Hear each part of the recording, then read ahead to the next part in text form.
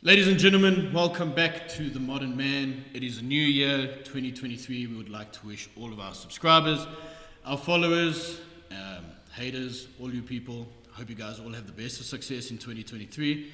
You reach all your goals. And it's our first episode back. It's been over a month since we've been shooting. My nerves are killing me right now. And as usual, guys, we have two very cool guests today. Never mind just one. So I wrote you guys a little bit of an intro.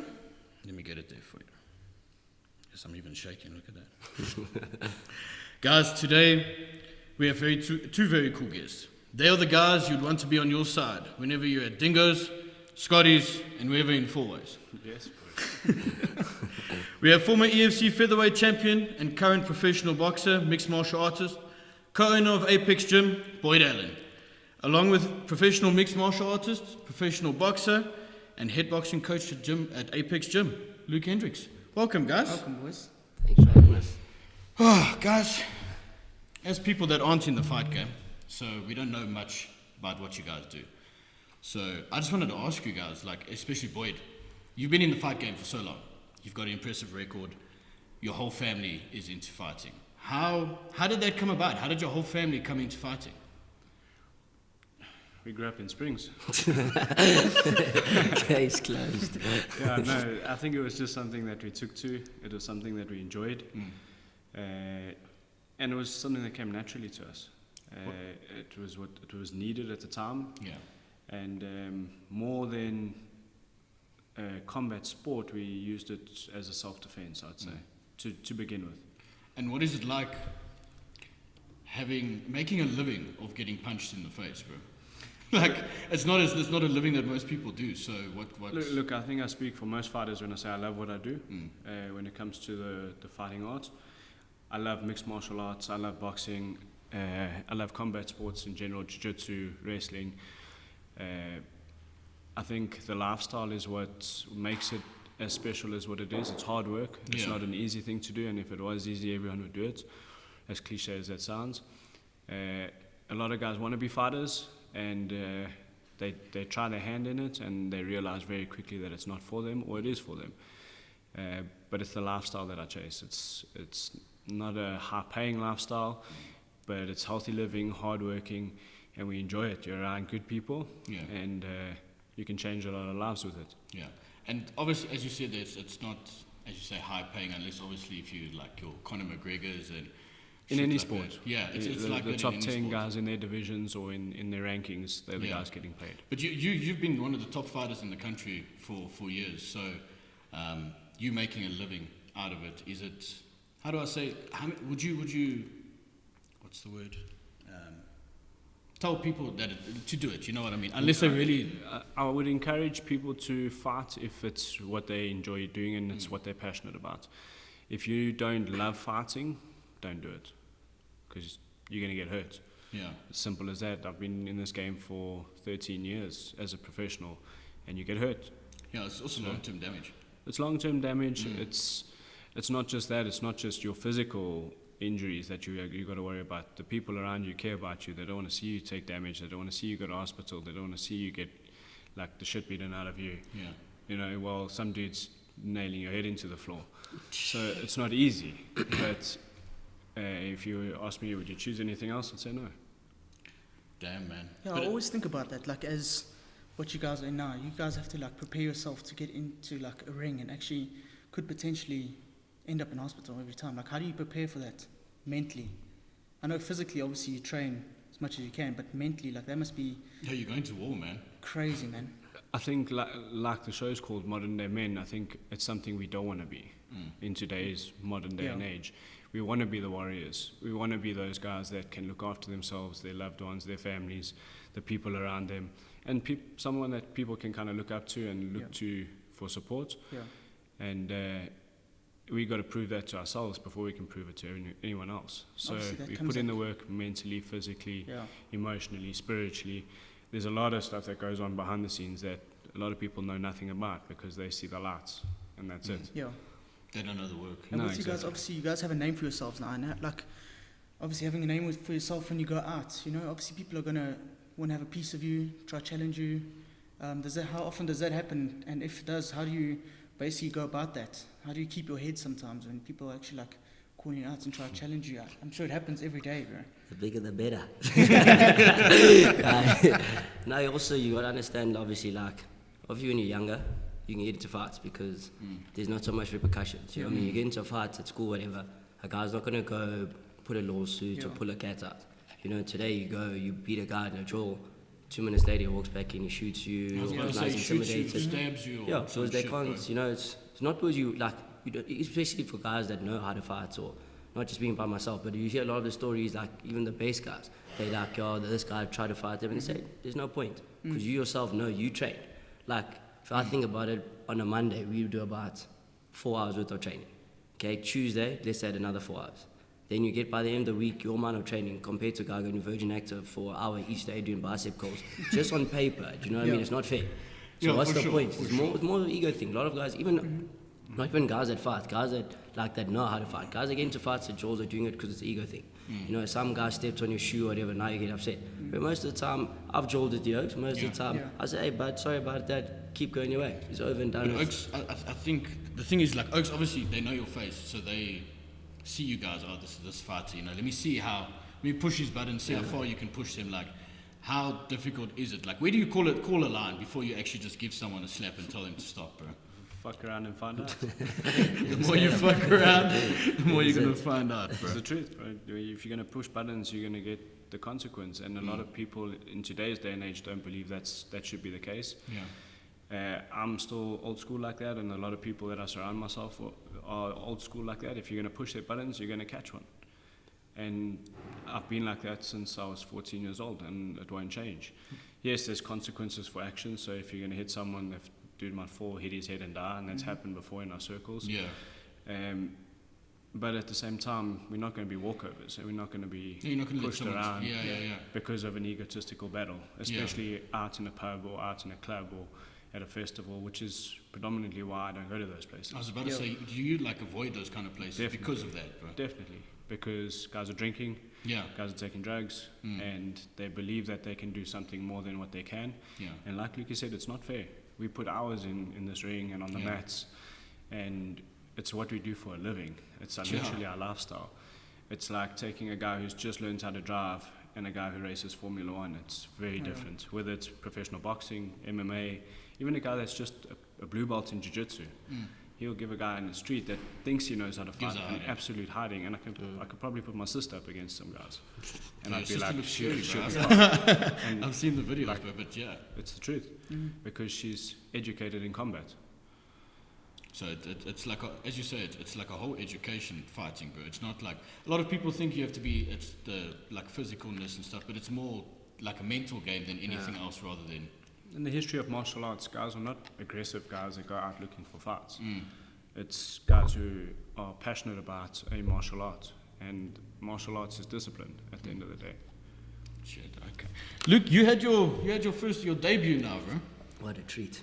And walk us through that, bro. Start from the beginning. Like, a lot of people don't know what it's like being in camp, coming up to the fight, what you guys go through, bro.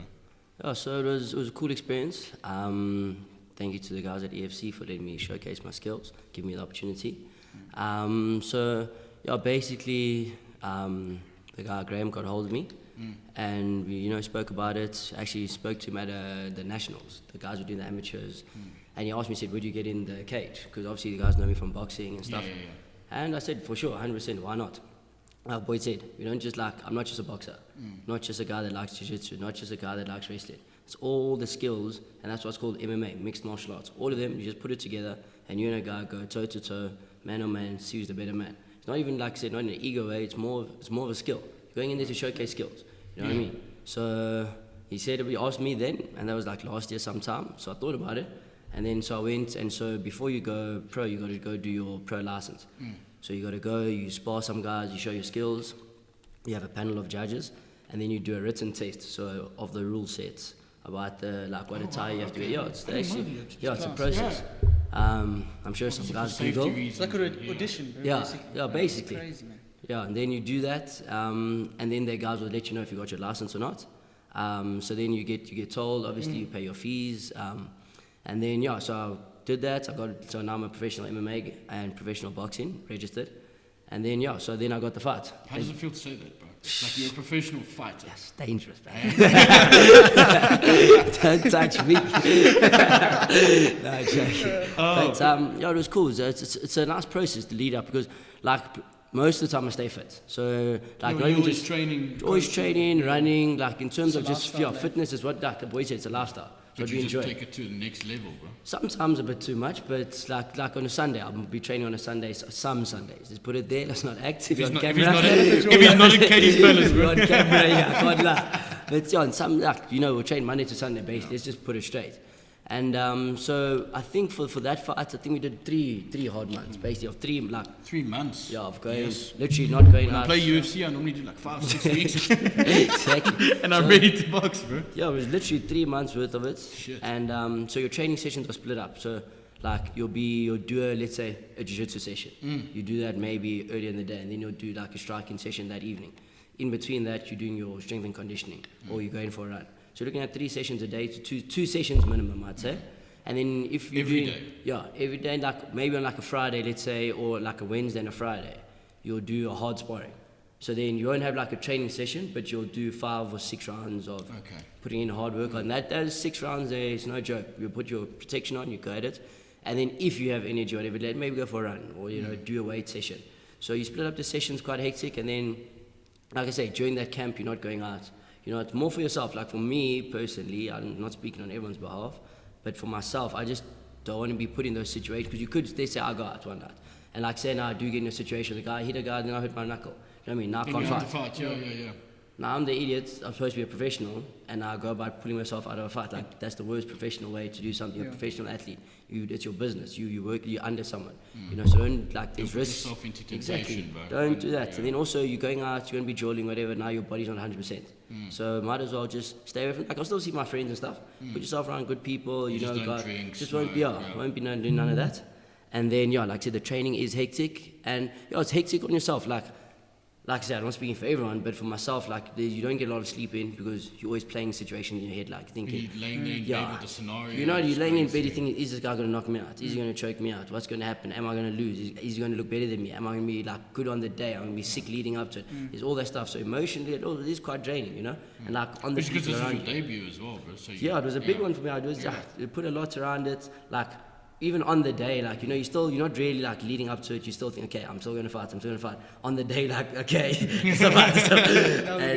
So then also, yes, the worst was the cutting weight. I was about to say, but that must be mentally, like, fucked. I promise you. So, like, what did we get to? 60.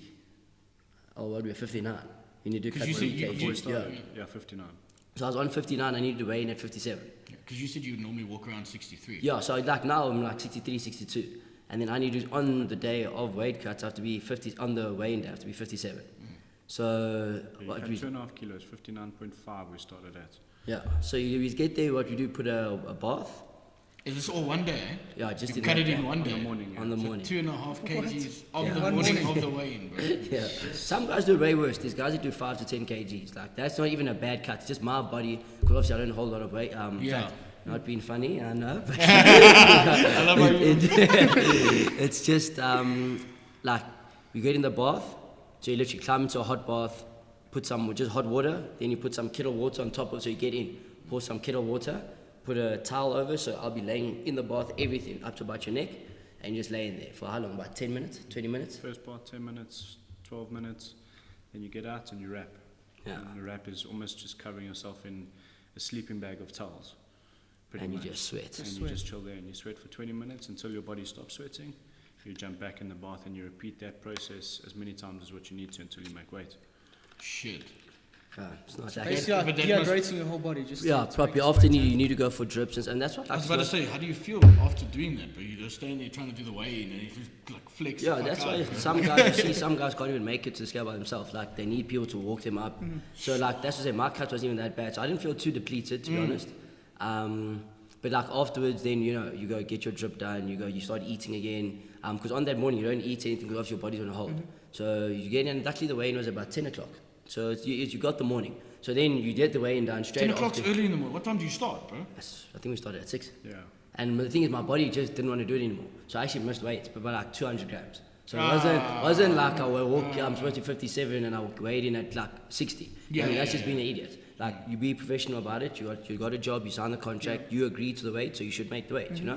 So, like, my body literally just didn't want it anymore. So, got on the scale, 57.2, and then we just literally went to Virgin, climbed in the sauna, and my body literally just, so I didn't want to do the bath anymore, but because I sauna it, and it was like, sweet, I'll take the sauna. Maybe a change of You know, things, it's just a change of things, so it's something 5 nice that we minutes, learned. 400 grams. Yeah, literally 400 grams that. So it's also, like I say, since it was the debut, it was my first time like in a while, because last time I competed in boxing, I think that was 4 or 5 years ago, so I haven't had to do something like this. Oh, you haven't fought like... I fought at the amateur nationals for MMA 2 years ago, but I didn't cut weight.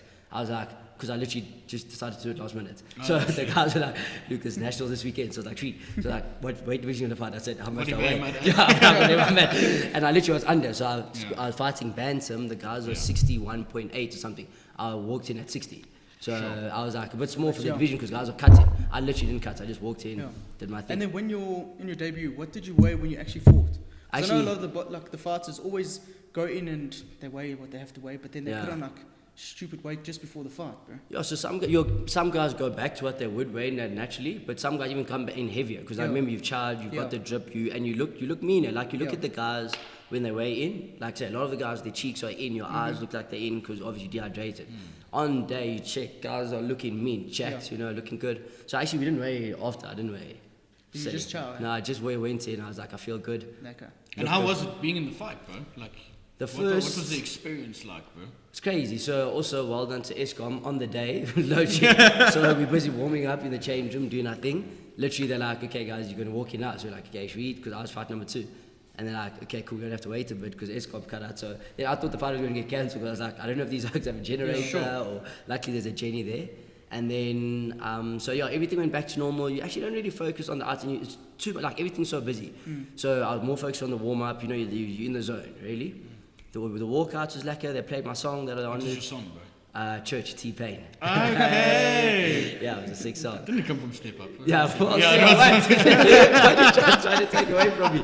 And when you walked in, did you give a dance or shuffle, or were you just serious? No, so I walked in, actually shame the lady, because you do a whole check, so they check you got your gum guard, they check that you don't have like any lotion or anything. So I walked out and the chick could see I was quite pumped up. So she was like, hey, calm down, relax, you're gonna be fine. So I was like, actually shame, like that actually helped, like I won't even lie. So now I don't know her from a bar of soap. She could just see, like obviously, and she knew it was my debut. So she just said, hey, calm down, you'll be fine. And I was like, actually cool. She like, just slowed everything down, enjoy the moment. So and that's all it's about. You enjoying the moment, all that hard prep. So I got in, go into the cage. You got the guys that you want with you in your corner, guys that you know, guys been training with you, guys that you know you look up to and stuff like that. You also got everyone in the crowd with you, you know. And it turned out there was more people in the crowd that I knew that were shouting for me, or people that just decided to scream for me because they're like, okay, you know, I've been to fights, so I don't even know guys. I'm like, okay, cool, I want that guy to win. I don't know if I'm boss up. I like his walkout song. I think he's short. I keep my foot. Go, bro. But it was quite cool. The first, I won't lie. So the first bits, it didn't feel real. Like you're in there, like you're standing there, you're like, okay, cool. You start pacing, a lot of emotions going through you, and then till like the first bit of contact. So once we both like I hit him the first time, then I was like, okay, cool, nah. I actually could feel like the nerves calmed off, and I was like, okay, now I'm in a fight. Let's have the situation. Let's do what we have. Let's hear what we both have to do. You know, we're both here for a fight. And you threw hands, bro. Chat leather. Yes. I watched the highlights from your fight, bro. It was a great fight. Just you decided to give him your back at the end. So talk about it. Let's go. Next. He called it off, eh? Yeah, so there's a bit of a mess up you by the wouldn't ref. tap, eh? We know you wouldn't resilient. tap. I know you'd rather pass out. Yeah, so also it's a bit of a sticky one, because like as you say, a lot of guys will be like, oh, but you gave up your back. Oh, but you did this. Oh, but you did this. There's always going to be people sitting like... with the couch Joe saying he should have done it this way or shit. It's literally, it's the saying from Lil Wayne even. He said, players play, coaches coach, cheerleaders cheer. Because everyone does what they're supposed to do. Like one of my mates, I told him about the fight. A guy tells me, but my mate from the Navy says you must go to jiu-jitsu. I'm like, but listening to yourself. Your mate's in the Navy, I'm the one that's fighting. Yeah. If he's so good at fighting, why doesn't he come fight? I'll go to the Navy. Yeah. You know what I mean? You know, so what happened was the ref called it off. She thought I was in a bad position, which I was. You know, the guy was on my back. He had his arm around me. And we can argue this. We can go black and blue. Myself, him, the ref, the coaches, whoever. I know what happened. He knows what happened. You know what I mean? I felt the choke was on. There was a minute left of the fight. I've held chokes on longer than that. You can speak to any guy that's done jiu-jitsu. You can hold the choke, and also when a guy's putting that much force, their arm starts to gas. So I knew, like, it looks, like you say, from the outside. Even like Boyd, he thought I tapped because that's what the ref said. The ref said I tapped. Yeah. I didn't tap. I started to, what you do, you build your base. I was going to stand up, going to take him to the cage. I was just going to peel his arm off because from holding that much pressure, his arm was going to be too weak. Your arm's gas. Yeah. So I knew that was what I was going to do. And then the ref said to me, he's like, fighter, show me okay. So the first time she asked me, I looked at her, I was like, okay. Like, I actually thought maybe, I thought I was hearing things. Yeah. So whatever, I started to go up, she asked me the second time, I was like, fighter, show me okay. And I'm like, lady, I'm literally on my hands and on my legs. Like, if I wasn't okay, I wouldn't be able to do what I'm doing. You know what I mean? If I had no oxygen in me, or if I wasn't strong enough to do it, I wouldn't be doing it. Then you would know I'm not okay. Yeah. So, like I said, I spoke to the guys from EFC. I spoke to actually SA MMA, the head guys that run that. And they've dealt with it in the way that they wanted to deal with it. I gave them a few suggestions. And, like, I don't have anything against the ref. She made a bad call. You can watch UFC, you can watch Bellator, you can watch you can watch soccer, you can watch swimming, you can watch, like, there's going to be bad calls. That's why I didn't, like, I was upset because it ruined my fights and it ruined a lot of things, like in terms of sponsorships, in terms of me winning the fights, stuff in my record, because now they're stuck on my record. But at the end of the day, she made a bad call. To this day, I didn't go on Twitter and go slam her and tune, EFC's a cuck promotion. Like I said, it happens at the best of the best. Yeah. I've seen judges give fights to guys that have lost fights, guys, and not just referees, judges, all of it. It's happened. So I said, I've been playing sport my whole life. I played rugby, I played soccer, I've swam, I've run. So at the end of the day, it was cuck in the moment. I got over it straight away. Like, it left a sour taste in my mouth, I won't lie. But like I said, I got over it. I was like, you know what, she made a bad call. Kudos, next one. You And know? how important for that fight was it having someone like Boyd in your corner, bro? Oh, it's great, but he knows exactly what he's doing. He's been around the game. You know, he knows exactly what we're doing. He knows me, you know. So if you want to have guys like I say, the other two guys in my corner, Mpo and Hish, I train with them all the time. So they know, especially if you are like in say situations like that, they're not going to freak out because they're going to know, hey, I'll put that guy in a position like that, and they can give you the right cues and the right like, things to say. Whereas if you've got guys in your corner that don't know, like I've cornered guys at like white collar events, whatever, which I've never even seen them train. Or guys that have come up and they have no coach and like, hey bro, do you mind being in my corner? And I'm like, but I don't even know you. You don't know me, and I've never seen you train or do anything, so I actually won't be any help to you. You know what I mean? So it's amazing. And it's like it's a guy you trust. Like I'm going in there, I'm going to get hurt. You want guys that you trust that are going to be there for you. And also in terms of stuff like we got a thing with like if a guy's fighting, we're talking like amateur guys. Like there'll be 3 of us. We make sure that guy's got nothing to do on the day. So in terms of he's not carrying his bag, he's not, if he needs to go to the bathroom, we got a guy walk with him to the bathroom to make sure there's nothing happens. Also people like suck your energy from you. Guys are going to come to you, hey bro, good luck for the fight. So you have a guy that say, hey guys, listen, he's going to fight in the next 20 minutes. Can you just let the It's crazy how all the little things actually adds up after a while. And Boyd, for you, what is it like being on the other side of that fence? Like watching him fight, being the coach, like being on his side there? It's part of the journey, I suppose. I think seeing the guys evolve, get into the sport, take it seriously, put in the work, and respond. I think it's cool to. It's always like a lot of guys want to say, "I'll corner you." Cool. What do you know about him? What do you know about cornering? What do you know about fighting? What do you know about keeping him calm? What do you know about cuts? There's a lot of things that go into it. Staying calm in situations like what Lukey was in with that ref. A lot of guys would have lost their minds, and corners would have lost their minds, which happened at EFC before, where there's been big breakouts of fights in the crowd because of that, where referees make bad decisions and bad calls. So being able to like calm him down, I said, don't worry about it, we're going to sort it out. It was a bullshit call. The ref doesn't know what she's doing because she didn't. Like Luke is still being called. It is what it is, yeah. If that were someone else, a little bit more experienced, or somebody that actually did jiu-jitsu would know, if you don't want to tap, pass out. Sleep. Tap out or black out. That's the worst. That's the worst thing that could have happened with a rear naked choke. You could have gone to sleep. Yeah. So if the dude doesn't want to tap, let him go to sleep. At worst, he's going to be out for 5-6 seconds, and then he's going to be fine after that. He's going to wake up after having a little dream, and he's going to be like, what happened? And that's it. I was in Russia, and I fought Yunislav Magomed. He broke my arm in the first round, and the ref came to me in between the round, and he said, if you don't want to tap, that's on you. And I said, I know, ref. Because it's true. You broke your arm. As a professional fighter, I'm getting into the cage to get into a fight. Yeah. I'm not getting in there to be told by the ref, you're not fighting anymore. You're done. I'll decide when I'm done. And did you carry on with broken I fought 3 rounds. So, and it showed me. How do you fight? Yeah, no, how do you fight with broken? Like switch stance, fight left-handed. That's And did he crazy. target that arm while he was fighting? No, I don't think he knew that he broke my arm at the time. I didn't even know my arm was that as badly broken as what it because was. also the Your adrenaline's going, yeah, you're in a yeah. fight, and Yeah. you know then and there you can't just stop. Or you can, but then you bitch out. Yeah, Yeah. exactly. And only you know when you've done that. So you can lie and you can hide it and be like, cool, I've broken my arm, I've broken my hand, and It's there's easy my to way give out. up. Yeah. But where I come from, if that were to happen in a street fight, the guy's just going to jump on your head until Yeah. you're dead. So It's fight to survive kind of thing. fight to survive, but also fight for yourself. Like, go, okay, cool, I've taken damage, but I can still take a lot more before I say I've had enough. Yeah, you don't want to look back on the Talking fight and be about- like, I could have yeah. done this. and Yeah. that. Exactly. Talk about taking damage, bro. You hardly ever take damage. Like, I watched so many of your fights last night, and I was just Don't I was get like, hit, bro. I was like, how does this? How he's hitting him, and he's already moving out of the way from his shot. Like, how important is that to you to just try not get hit, bro? I Because think you that's move. more bro. my style. So I'm a counter striker and I'm an evasive sort of fighter. So I don't like to take damage. I think it's stupid when you're in this type of a sport. For the and long run. I've had good coaches and good people behind me that have sort of guided me in the right direction. You can see by a fighter's coach what type of style fighter he'll be. Yeah. And I think that's why a lot of the guys that will come out of FFM and Richie Quan's fighters specifically are smart fighters. Educated violence is a big thing. And we need to be educated in what we're doing. We're not just going in there to brawl and throw big punches.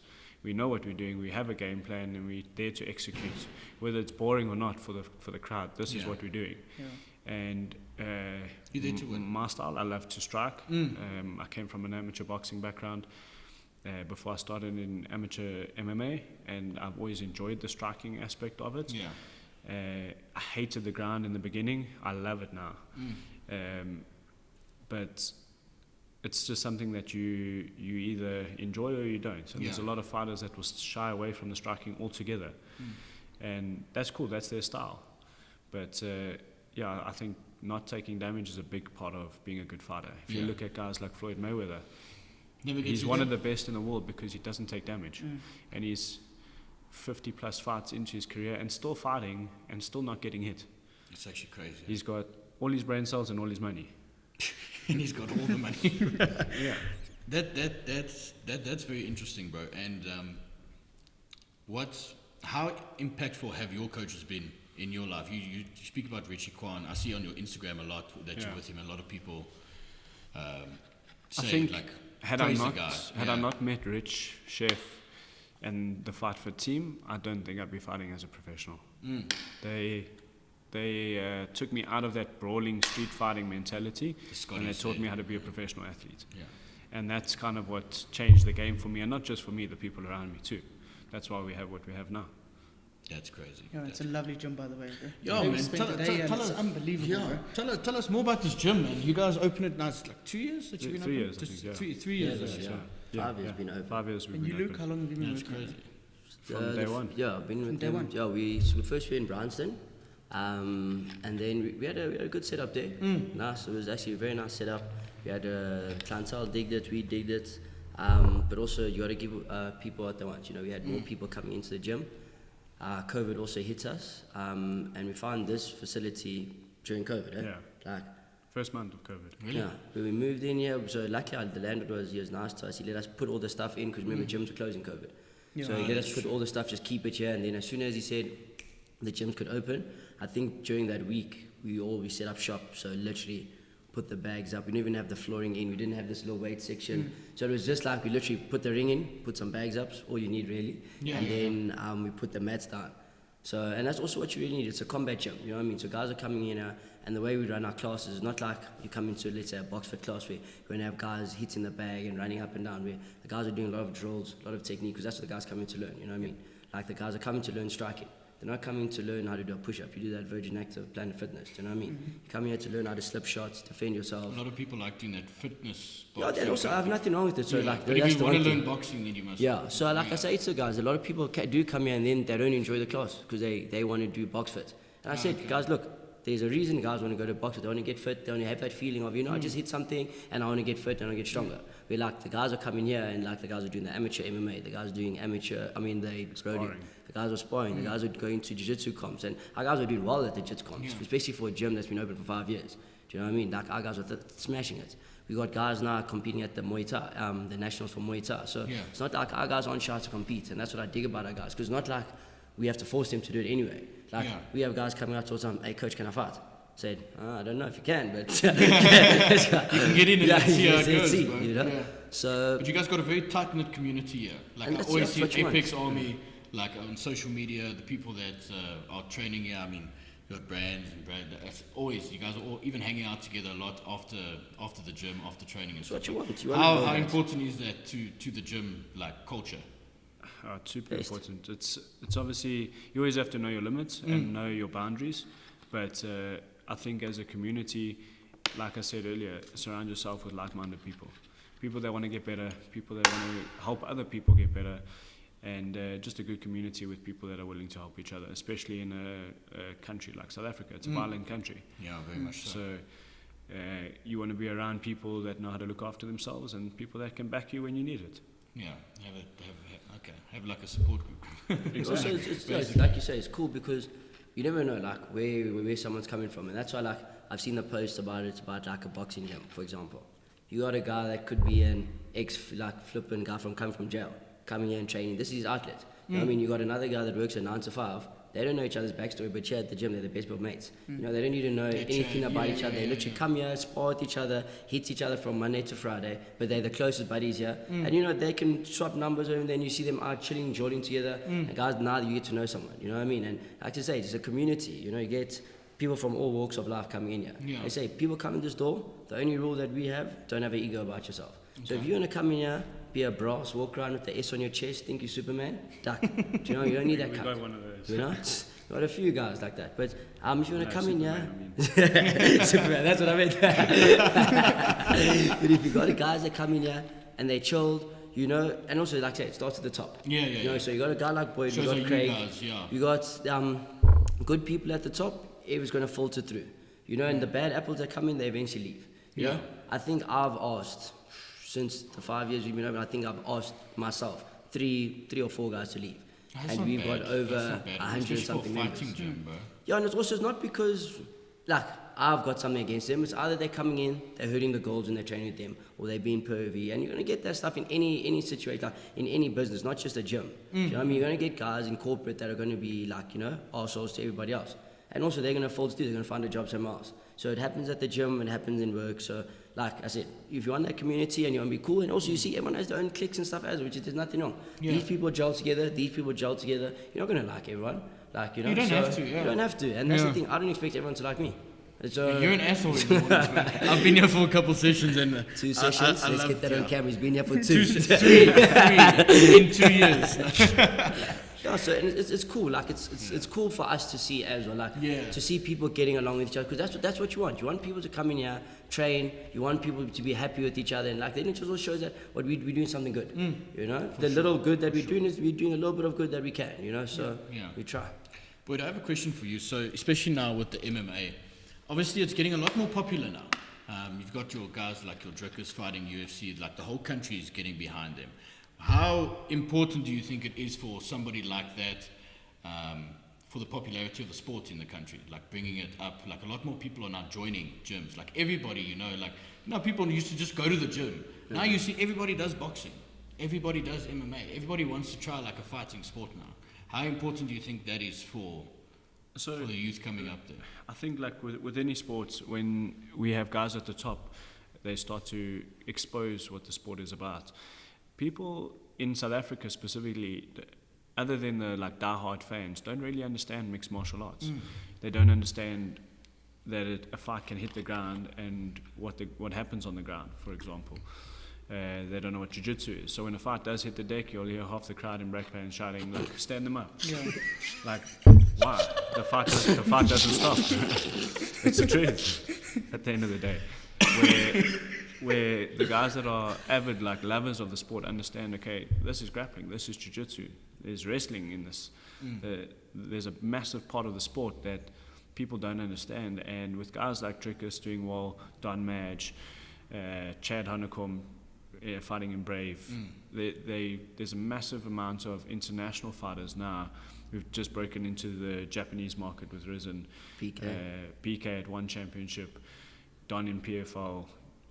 There's guys that are breaking out. PFL's that one that Jake Paul signed with now, isn't it? That's the one. Yeah. Please. He's not talking You about don't like it? Come on. Okay, we'll get there. But people are starting to now travel. They're starting to put themselves out there from a promotional point of view, where most of us, or all of us, started at UFC, which is the foundation of African MMA. Say what you want about them. They've done an amazing job, and they continue to do an amazing job because it's the platform that our fighters need in order to grow. But yeah, I think it's super important for the South African public in general to start to understand mixed martial arts a little bit more, and to understand the different aspects of combat sports that go into creating an MMA athlete. I was also thinking about, like, you know, you get the EFC and the UFC, and then we always look at it as like, you know, we African, we always have not as good as like Americans have.